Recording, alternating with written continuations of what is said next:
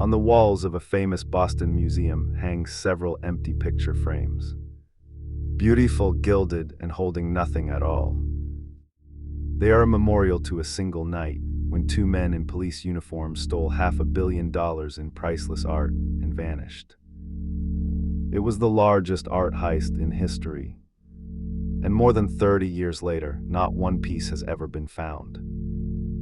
Welcome to Curio Hour, where we uncover the strange, the unsolved, and the unforgettable.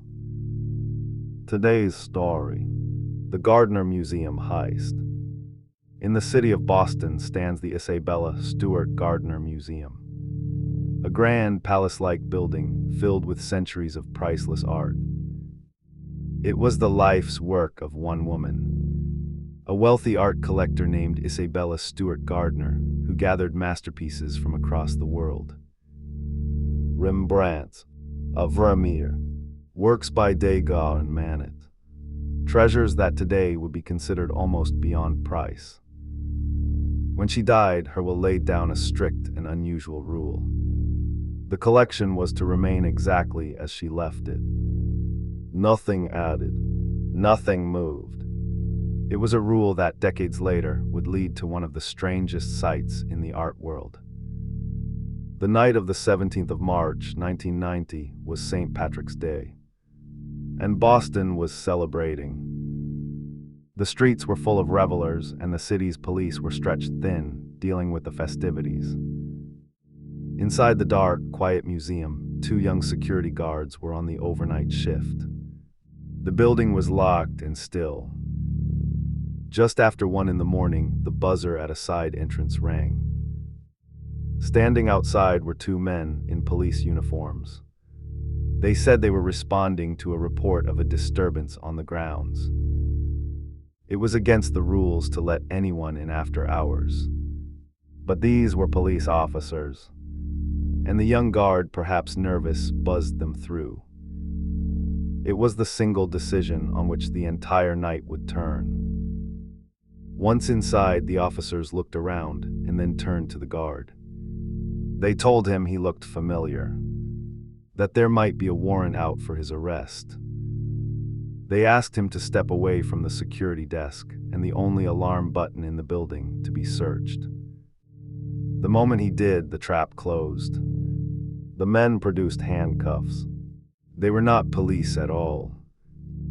The second guard was called to the desk, and he too was cuffed. The thieves now had complete control of the museum.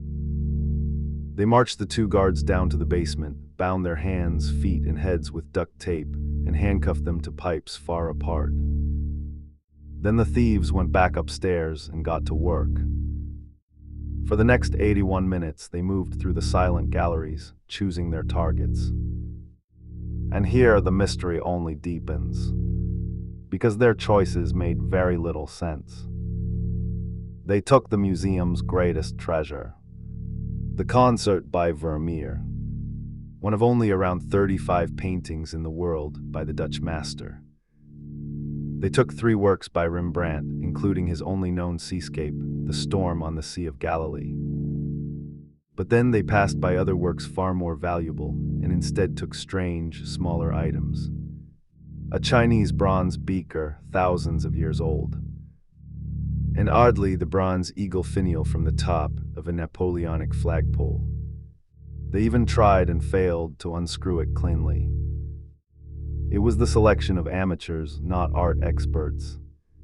They ignored the most precious paintings in the building and took things of comparatively little worth. But it was how they took them that horrified the art world.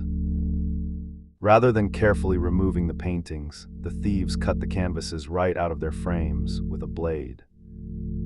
2 priceless Rembrandts sliced from their mountings, a brutal act that may have damaged them forever. In total, they took 13 works of art. And then, just before 3 a.m, they made 2 trips to their car and drove away into the night.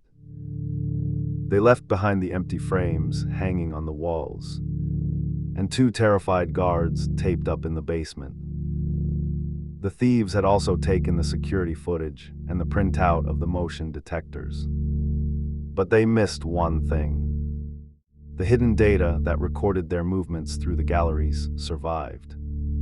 It is one of the few hard traces they left behind. The guards were not discovered until the morning shift arrived, hours later, and raised the alarm. When investigators added up what had been taken, the figure was almost beyond belief. An estimated $500 million. It was, and still is, the single largest property theft in history. The FBI launched a massive investigation. The museum offered a reward that would eventually grow to $10 million. Over the years, the trail led again and again into the world of organized crime in Boston and beyond. Investigators came to believe the heist was the work of a local criminal crew. But the men they suspected were dying or already dead. Tips poured in from around the world. The paintings were said to be in Ireland, in Japan, hidden in attics, buried in the ground. None of it led anywhere. The FBI eventually announced they believed they knew who had done it. But the statute of limitations on the theft had long since passed. The focus shifted away from catching the thieves and toward a single, desperate hope: simply getting the paintings back. The reward still stands.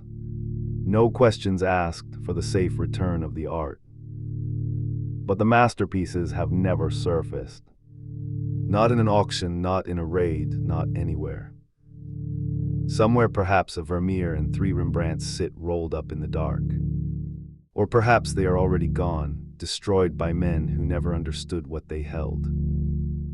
And so, in keeping with Isabella's unbreakable rule, the frames remain on the walls, exactly where they always were. Empty. Waiting. A quiet, beautiful wound, marking the greatest art theft the world has ever known.